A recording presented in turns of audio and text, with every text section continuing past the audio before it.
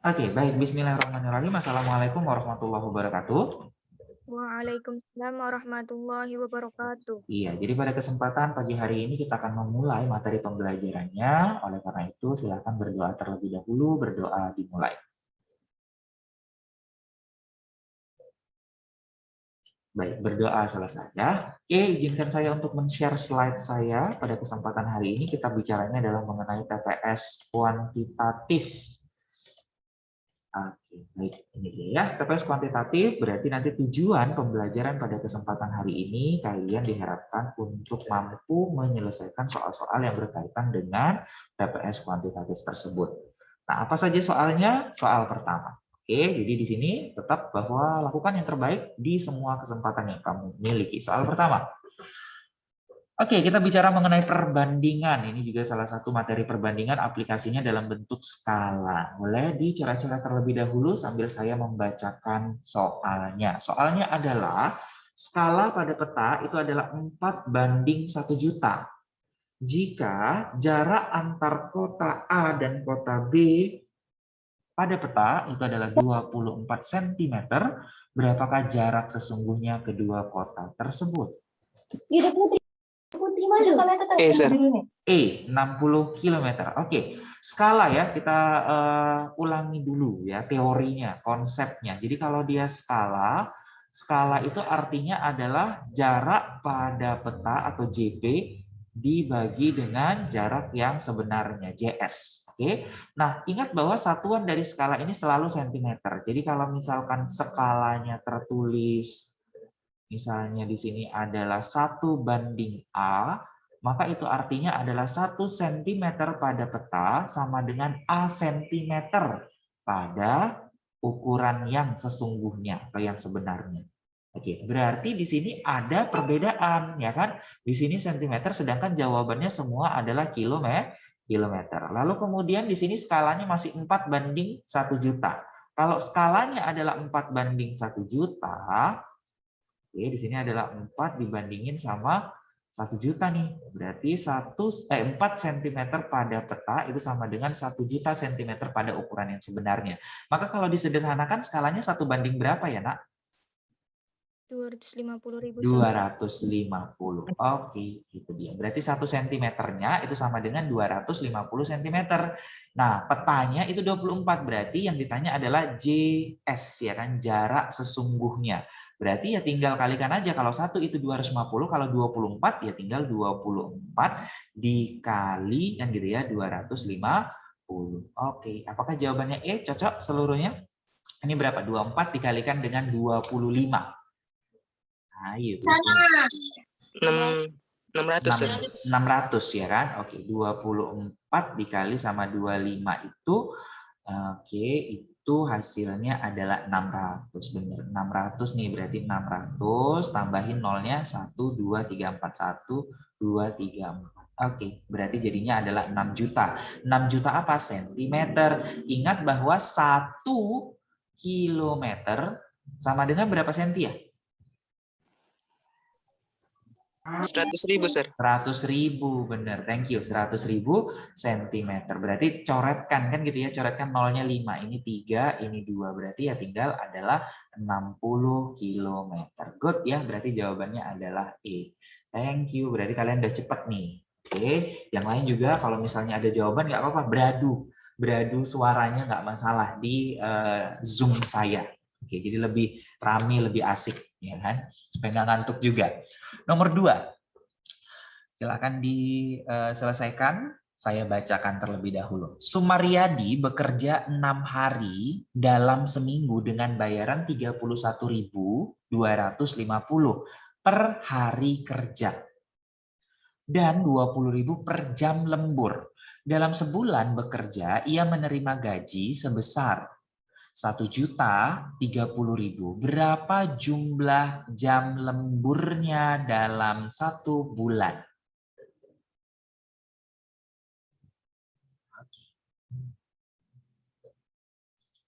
Nah, bagaimanakah atau berapakah jawabannya untuk soal yang nomor 2?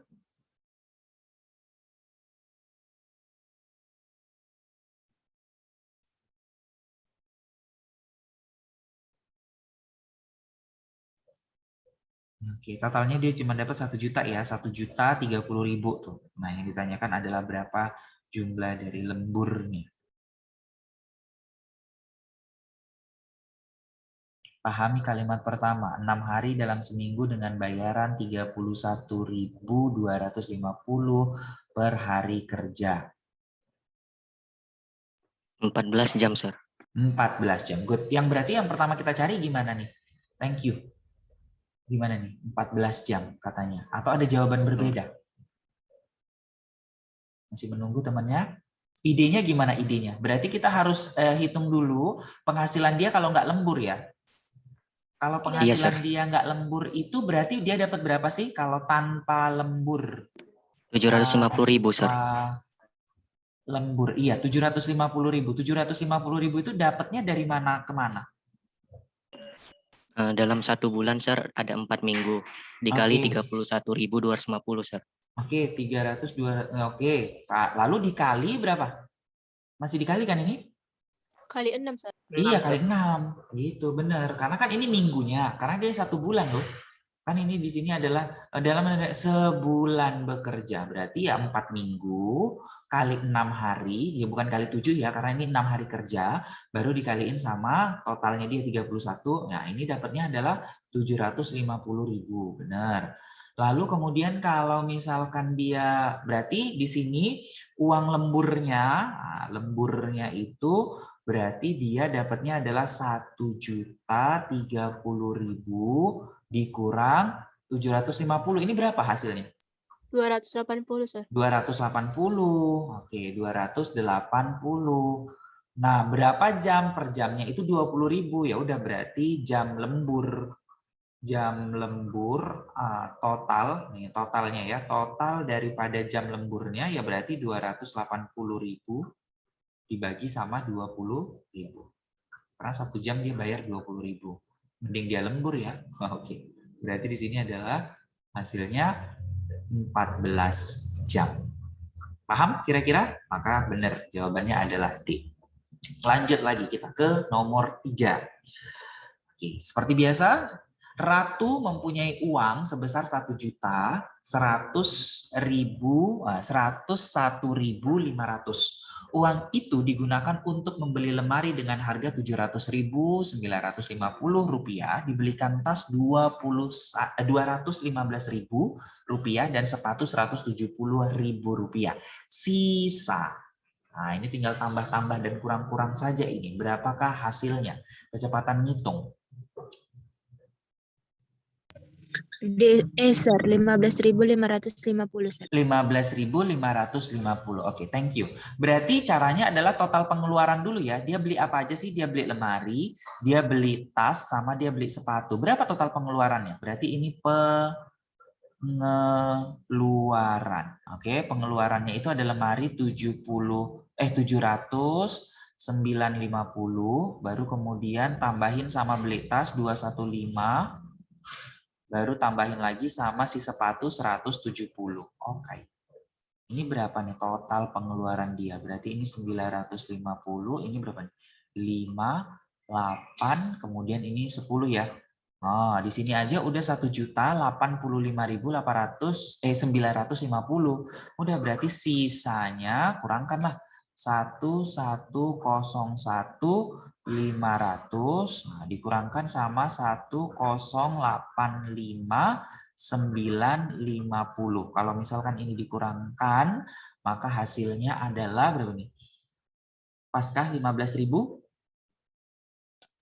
Pas, Sir. Pas ya, 15.550. Cocok.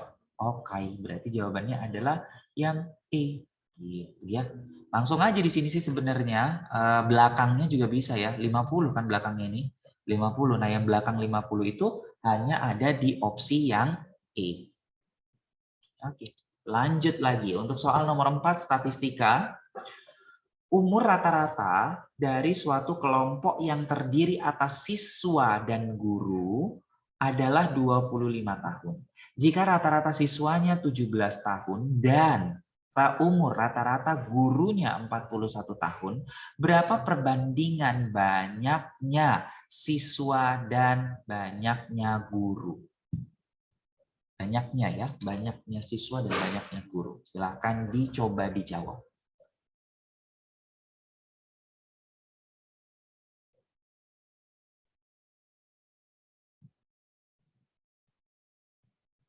Yuk, gimanakah cara mudahnya? 25 ini rata-rata apa? Gabungan ya, bener ya? Udah digabung antara si siswa sama si guru. Lalu kemudian rata-rata siswanya aja 17 tahun, rata-rata gurunya aja itu 41 tahun. Cara mudahnya ingat ini, cara cepat untuk menentukan rataan gabungan yang kayak gini berarti ya kita buat aja. Siswa tambah guru itu kalikan dengan 25. Ya, sama dengan gurunya berapa? 41. 41 guru. Gurunya gini aja ya, nanti takutnya 9 pula. G. Ditambah dengan siswanya 17 S. Oke, selesaikan. Berapa perbandingan antara S dengan G?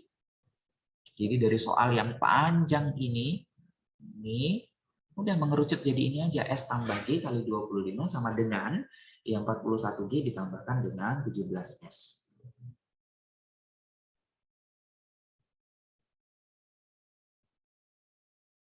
Cepat, berapa jawabannya?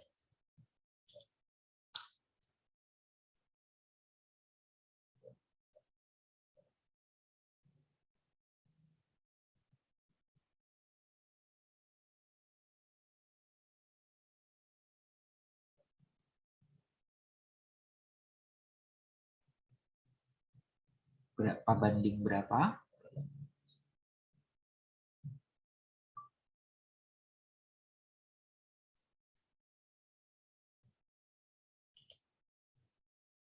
Satu banding 2, Sir. 1/2. Oke. 1/2 paskah? Yang lain dapat itu juga enggak? Iya, sama, Sir. Sama. Sofi juga sama ya, Sofi? Iya, Sir. Yang lain? Sama, Sir. Sama ya? Oke, coba-coba. Berarti ini gimana nih? Kalau dikali berarti ya, atau dalam pikiran kita aja ya, ini kan 25 nih, 25S ya. Ini juga 25G ya, cocok ya. Berarti kan dari sini adalah 41 dikurangkan dengan 25. Berapa 41 kurang 25? 16, Sir. 16 ya, 16G berarti. Kalau yang di sini 25 kurang 17. Berapa 25 kurang 17? 8, Sir. 8. 8 apa? 8 S. Cocok nggak? 8S kan? Karena kan dia nggak ada negatif tuh. Oke, berarti dari sini adalah, ini kan bagi-bagi 8, berarti 1S. Ini 16G, 2G. Nah, hati-hati ya. Ini apa banding apa? S banding G, ya kan? Berarti 1/2 atau 2/1 sih sebenarnya. Harusnya 2/1 ya? Iya, Sir. Iya kan? Enggak dong, banyaknya siswa. Oh, iya bentar, wait.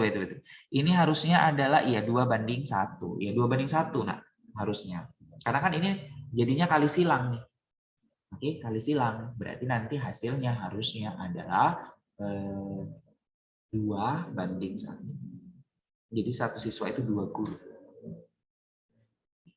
Oke, lanjut. Jika X rupiah dibagi rata kepada N orang, setiap orang memperoleh bagian 400. Jika seorang lagi bergabung pada kelompok itu dengan jumlah uang yang sama, uangnya sama, setiap orang akan memperoleh 300. Berapa rupiah uangnya?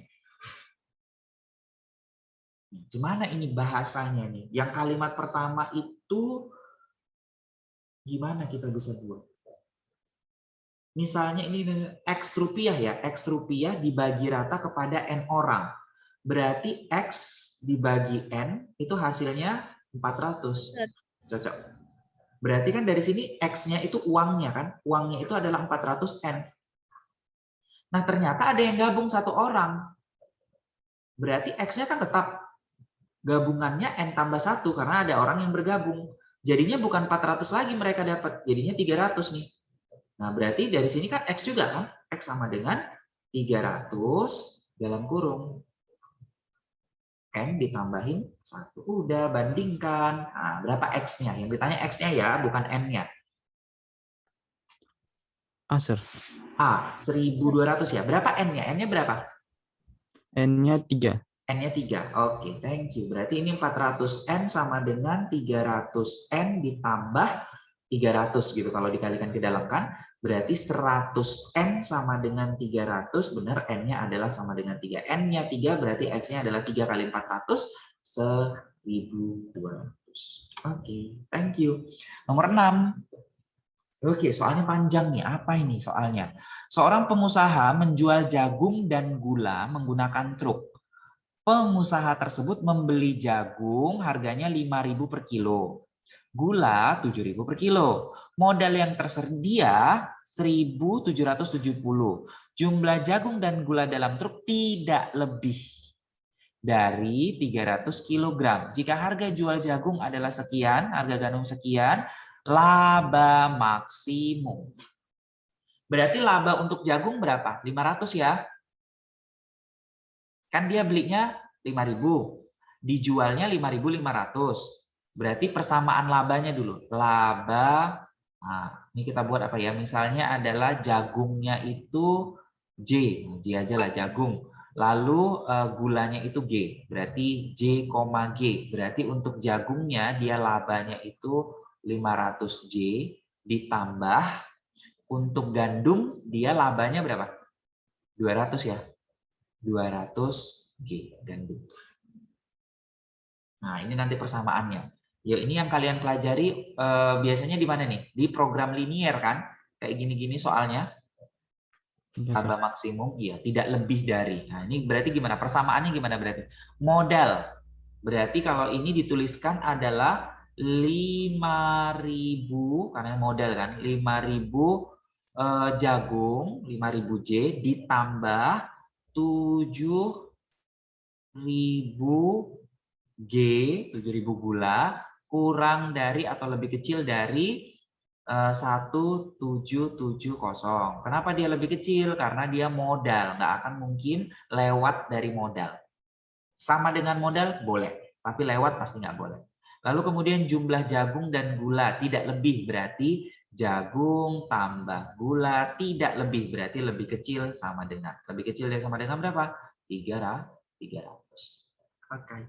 Ini bisa habis dulu, disederhanakan. Ya kan, berarti 5J ditambah 7G kecil sama dengan 1.770.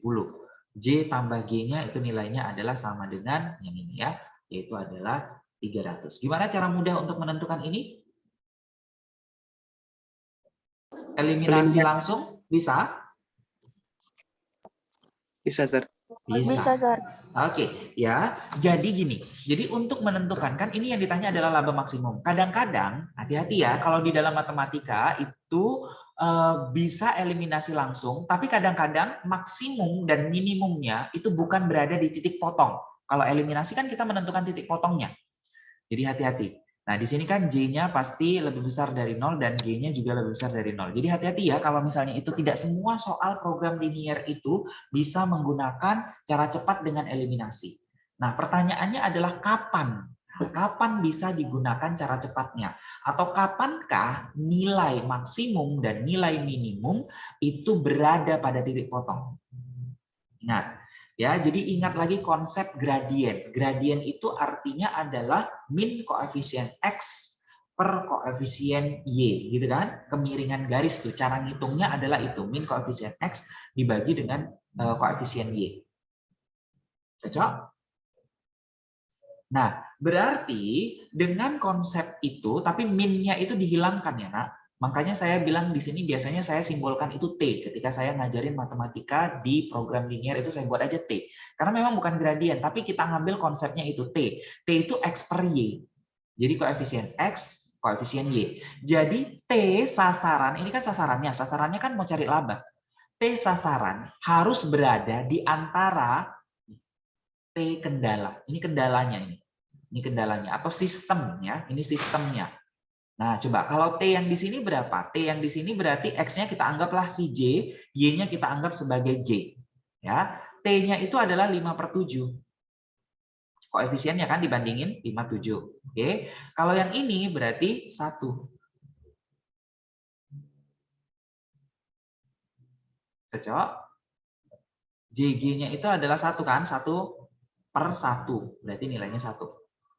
Nah, kalau T yang di sini berapa jadinya? 5 per 2. Pertanyaannya adalah apakah 5 per 2 terletak di antara 5 per 7 sampai dengan 1? Iya. Apakah Tidak, 5 Sir. per 2 ini terletak di antara 5 per 7 sampai dengan 1? Itu pertanyaannya. Apakah Tidak, begini Sir. dia? Enggak. Enggak ya? Enggak, Sir. Tidak, Sir. Ya, harusnya adalah posisinya gimana? 5 per 2 dulu, baru 5 per 7, baru kemudian 1. Oke. Ini kan dia posisinya. Harusnya 5 per 2. 5 per 2 adalah yang paling... 5 per... Paling besar, Salah. Ya, Sir. Salah, 5 harusnya per adalah... 7 Sorry. 5 per 7, 1, baru kemudian di sini adalah... Gini kan? Iya, Sir. Harusnya kayak gini nih baru posisinya yang betul. Berarti kan ini sasarannya tidak berada di antara kendala. Kalau sasarannya tidak berada di antara kendala, maka laba maksimumnya tidak berada di titik potong. Begitu. Jadi kalian harusnya di situ adalah nggak usah cari eliminasinya, tapi kalau mau cari eliminasi juga boleh sih sebenarnya. Coba. Berapa eliminasinya? Boleh bantu saya untuk mengeliminasikan ini? Kalau dieliminasi hasilnya berapa? Yang X-nya itu, Sir, 165, Sir. X Yang itu si jagung, jagung ya? Jagung. Jagung 165. Iya, Sir.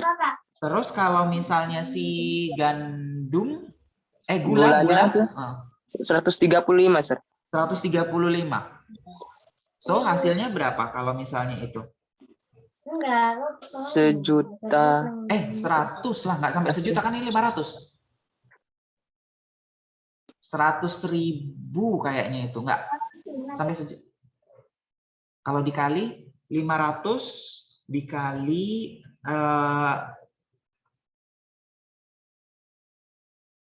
labanya ya, nggak usah hitung penjualannya. Ngapain hitung penjualannya? Langsung aja lah, kan dia labanya itu per kilonya ini 500.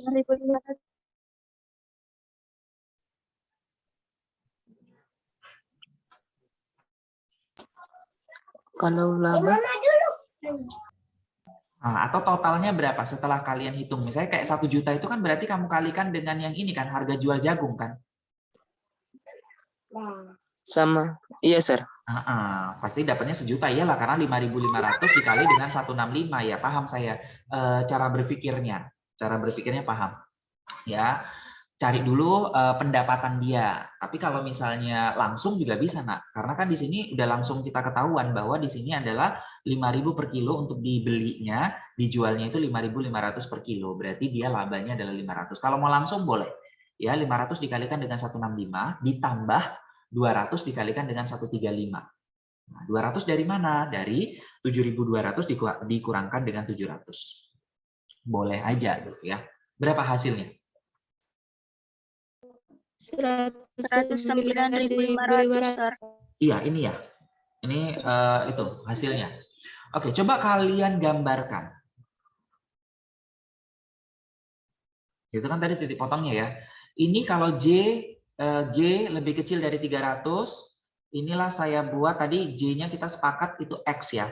Lalu kemudian G-nya itu adalah Y. Nah, oke, berarti 300. Cocok gini gambarnya, ini 300. Ini 300 nih, dan ini 300. Pas kah? Pas, Sir. Arsiran kemana? Ke bawah atau ke atas?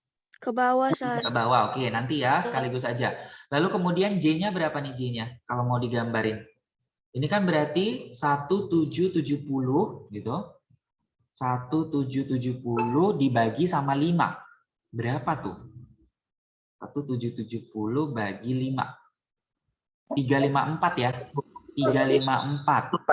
Kalau 354 berarti di sini dong, 354-nya di atas 300, 354 J-nya. Kalau ini G-nya berarti 1770 dibagi sama 7.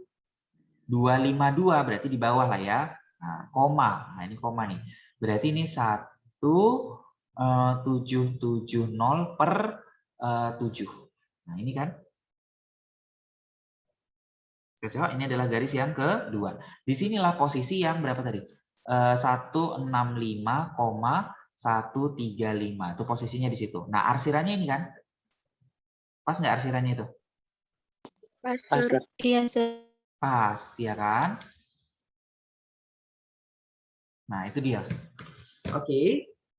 Nah, berarti tipotnya mana-mana aja nih? Ini ya.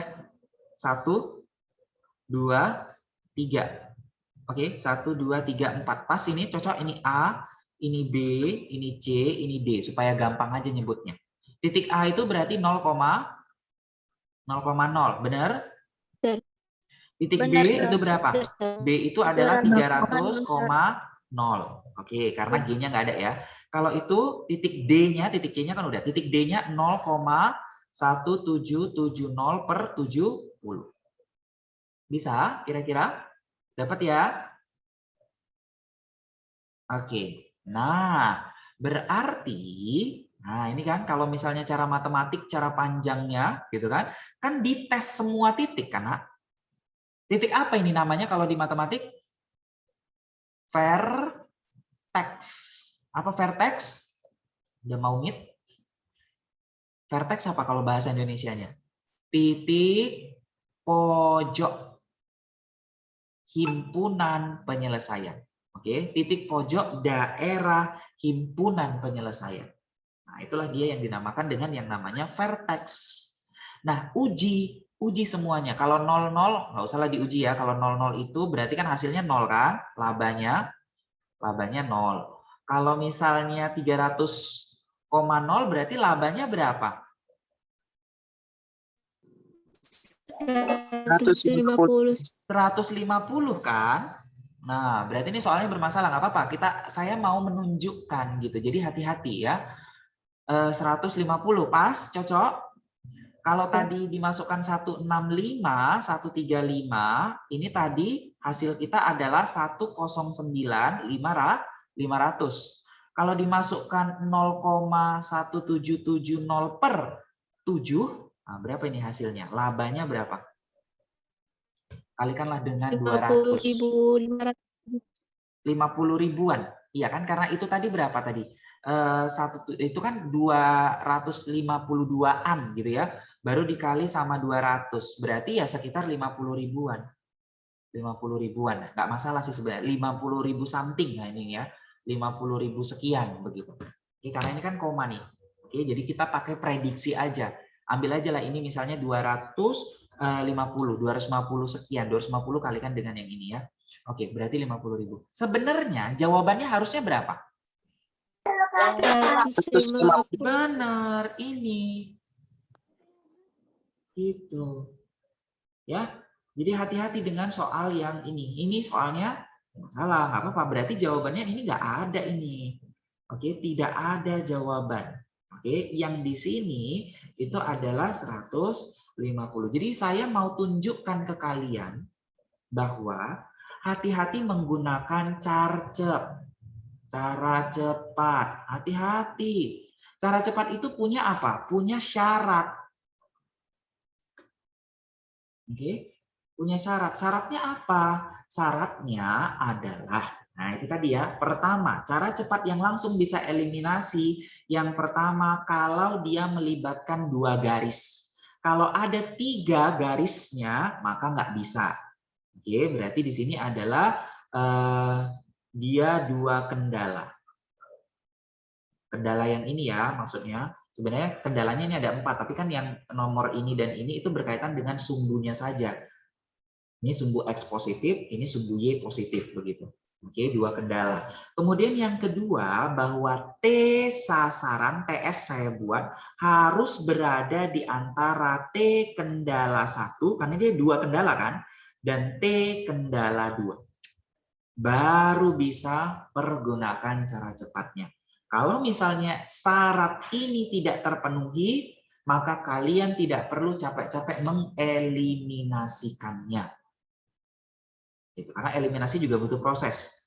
Ya, lebih bagus kalian langsung gambarkan secara cepat aja. Dan ini tidak perlu dicari. Ini tidak perlu dicari. Titik potongnya tidak perlu dicari. Kenapa? Karena memang tidak di situ. Berarti tinggal masukkan kemungkinannya adalah di sini, atau di sini saja. Di A, B, atau D saja. Begitu. Paham ya? Kira-kira? Oke, berarti dia hanya akan mendapatkan maksimum labanya pada saat terjual hanya 300 kg jagung. Udah, gitu dia. Nggak terjual pun gulanya nggak apa-apa. Yang penting dia terjual 300 kg jagung. Jadi ya, karena yang ditanyakan adalah laba maksimum yang diperoleh. Ya, laba maksimum berarti laba yang paling besar. Laba yang paling besar itu adalah 150.000 dan itu masih masuk ke dalam daerah himpunan penyelesaian. Oke, gitu ya. Saya ambil dari buku dan buku juga jawabnya adalah yang C. Jadi hati-hati. Oke, kadang-kadang itu tidak pas. Karena nanti akan menyalahi konsepnya. Konsepnya ini apa? Konsepnya ini adalah program linier. Proglin. Dan proglin itu pernah muncul di tahun 2019 konsepnya itu. Ya. Oke, ada pertanyaan sampai di sini? Ada pertanyaan, Nak? Tidak ada, Sir. Tidak ada. Oke, itu dia ya. Oke, jadi karena waktu kita sudah habis, ini udah jam 9 membahas mengenai ini. Jadi hati-hati karena kalian juga sudah mau meet. Ya kan? Nah, meet-nya salah satunya itu adalah program linier karena saya yang buat soalnya untuk kelas 11. Ya, jadi walaupun saya mengajarnya di TPS, tapi saya untuk meet dan untuk ujian-ujian saya yang membuat soal untuk soal kalian. Ya, salah satu materi yang saya masukkan sebagai kisi-kisi itu adalah program linier karena memang bab 1 kalian untuk matematika umum itu adalah program linier. Jadi hati-hati dengan itu. Oke, itu saja yang mau saya sampaikan. Baik, karena tidak ada pertanyaan, saya akhiri. Wabillahi taufiq wal hidayah. Assalamualaikum warahmatullahi wabarakatuh. Waalaikumsalam warahmatullahi wabarakatuh. Oke, thank Terima you, kasih, thank Sar. you. Iya, makasih juga, makasih perhatiannya sudah join ya. Thank you, sukses terus.